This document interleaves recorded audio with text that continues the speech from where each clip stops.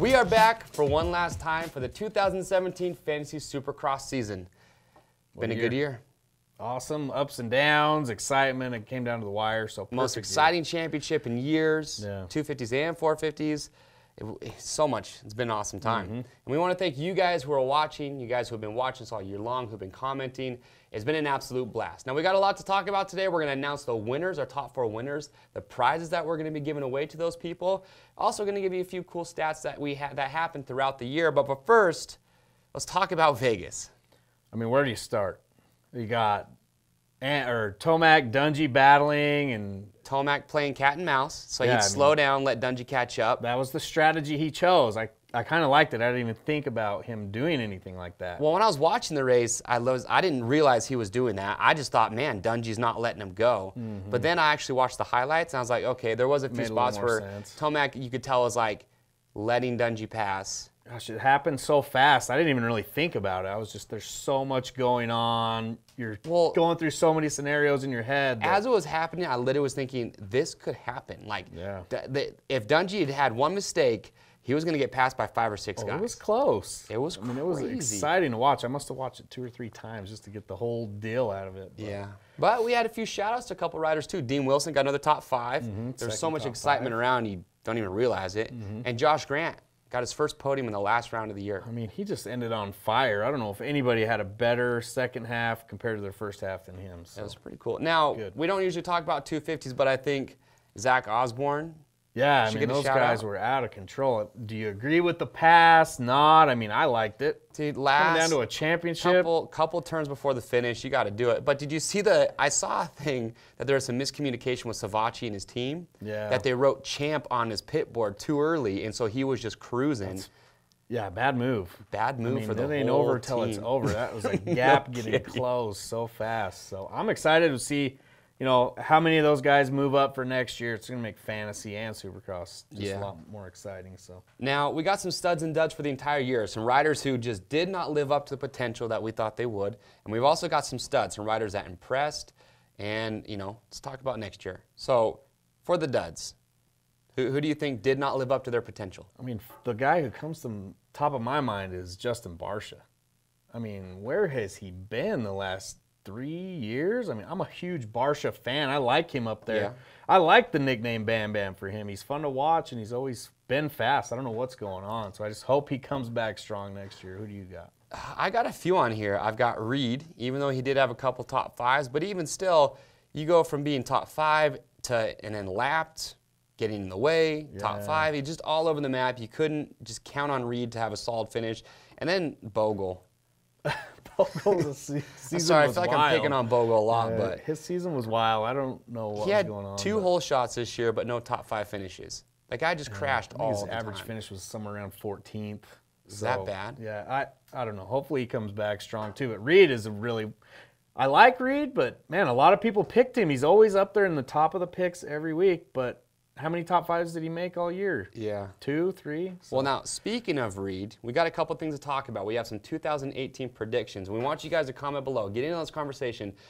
Who do you guys think is going to be the front runner for a championship? Obviously, a lot of people are thinking Tomac, but is there anybody, if Dungey retires, that could challenge Tomac for the championship next year? Our new lock 'em in segment of let's lock in who we think is going to be the 2018 championship or who it could come down to. But before we get there, what 250 riders do we see moving up? Zach Osborne's the only one that I know of that's going to be moving up to 450 as of right now. He's going to be a firecracker. Justin Hill's possibly. I think Kawasaki's going to keep him at 250s another year. I hope he moves up. I mean, I want to see those guys move up, but I mean, that's a stat class. That's a big move. I don't know. We'll see. So, well, who do you have for the championship next year? I mean, it has to be Tomac. I mean, that performance in the second half of the season, I mean, what was he averaging? A second place finish on the East and won like 8 out of 10 or 9 races. He won 9 races. He gave up Vegas. He could have won Vegas, but he could have won it easily.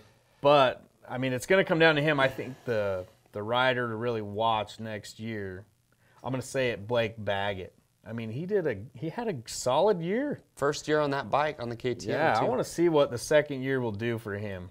but Muskin also, especially if Dungey's gone. So I think it might come down to those three. Yeah, Muskin, Anderson. I think Webb having another year back on the Yamaha is going to be up there. So I think next year, I think it's going to be even tighter championship than what we saw this year. I think there's more riders coming in next year that can be battling for first place. Whereas like the last few years, it's just been one or two guys. I think next year we're going to see more first place riders coming into the mix. Too. I mean, he was up there, but he's always back on the time. Yeah. I want to see him close it up, and I know he can, so he's got the speed. All right, so what do you guys think? Who are your predictions for next year? Who can challenge these guys? And also, give us some predictions on who do you think riders. Chad Reed hasn't signed a contract yet, as far as I'm concerned, or I know. I mean, I hope he comes back. Justin Barcia is going to be due up for free agency. Trey Kennard, does he come back? I doubt it. Yeah, I mean, James Stewart. Is he going to line up at Monster Cup? He might sign a Red Bull straight rhythm contract, and that's about all I see for him. I don't know. What do you guys think? So we could see some big changes in 2018, but those are our predictions. We want to know what you guys think. I want to hear your bounce back rider. Someone who had a bad year but that you think is going to really make a leap forward next year. I got two I'm thinking of. Webb? Up there, challenger for podiums. He was fast solid before he crashed. He was solid. He had a fourth. He was fast in a few races. He had a lot of crashes, but I think Webb, next year. He's got the mindset. Yeah, I see Webb next year. He wants to win. He thinks he should win every race. So. Of all these guys we've talked about, I see Webb having the better year of anybody that had a poor season this year. My bounce back riders that come to mind. Weston Pike. I mean, that guy had a top 5 before he went out. It's just hard because he didn't race the whole season. Exactly. But I do agree with you. He had a rough year, but he was doing so good right. before he went out. And another one, Josh Grant. I mean, he finished so strong. I mean, I want to see him back doing consistent podiums. So okay. Well, that's why I hope Justin Hill stays down so Grant can get another year on Kawasaki because, he killed it. Now, it's time for the good stuff. You guys know that playing Fantasy Supercross, we give out some awesome prizes every year. We give out our weekly prizes.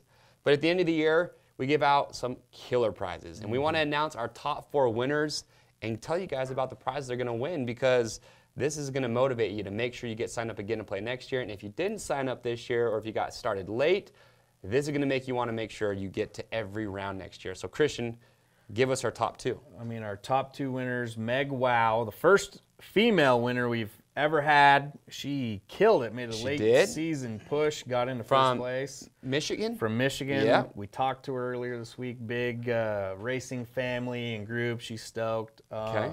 Second place, 196-0007. It's not a phone number. Don't dial it. Don't call that number. I think that was something with his birth year in 007. So, it just happened. Yep. Chad Gregg. We're excited to see him come out and have a good time. So those are first and second, Meg Wow and 196-0007. Yep. But what they are winning, Meg Wow is going to be the winner of a 2017 KTM 450 SXF that's been race prepped. Oh, big deal. That is awesome for free. Meg Wow, congrats to you. And Mr. 196-0007, he's going to get a 2017 KTM 250 SXF that's been race prepped. I mean, for playing free fantasy, I don't know how it could get that's not too bad. And cool fact is, Mr. 196, first time playing. Yeah, first year. If you haven't played, if you just kind of watch it, haven't jumped in yet, do it next year. There you go. So we got third and fourth. MCK 711 locked in that Monster Energy Cup trip. That's a good time. We've both been down there for that. That's fun. And Modlight 22 scoring the Rainbow Studios MX vs. ATV prize. Going to fly down to their studios, get himself in the game. Modlight 22 will be in. I mean, that one has a special spot MX for me. vs. ATV Supercross Encore. Bikes are cool. They're awesome, no doubt. The Energy Cup's cool, no doubt. But this is forever. You are in that game forever, so he's got to be pumped. That is pretty cool. Right on. Well, you guys have seen it. We give away some killer prizes at the end of the year, and we also give away those weekly prizes. So remember, it doesn't matter when you start, you can always win weekly prizes. So we want to say huge congratulations to everyone that played that won prizes this year, and especially those top 4 for taking home those grand prizes. It's been an awesome year, and we want to give some social shout-outs. I had a lot of cool people commenting this year. We had a lot of people join the team this year, throw in comments, talk to us just on the whole YouTube video. So who's the guys that stick out to you? Mr. Christian Turner, you, my friend, were solid all year long. You gave a lot of great comments. We love, nothing makes our day better. We love to see the comments, the interaction. Really, that's what just keeps everything going. I think he threw in the chops bet when I lost. So, yeah, we see you commenting. Who else you got? Post or Not was a really good one. TT, I don't know how to say it, but it's TTTATGE. There you go. That's how you say it. Find out what it means to me. Thank you. And Island Riders MC. You, my man. Solid. You were solid. You were consistency all year long. I like seeing his picks and takes every week on there too. So. But remember, guys, that's what we love more than anything is we love doing the show. It's been so awesome this year. But your guys' comments, you know, the conversations that we see below, that's what keeps the fuel going, and we absolutely love that. So make sure join us next year because that's really what we look forward to the most is interacting with you guys, seeing what you guys think about the races, about all the drama, just just everything that's going on. It's been so awesome. Now remember, leave your feedback and suggestions below because we'll be back next year. Yeah, tell us what you liked, what you don't like, what you want to see more of, less of, anything. We just want to give you what you want. People said they want to see more bets, so we'll have to hash that out. We'll see how that goes.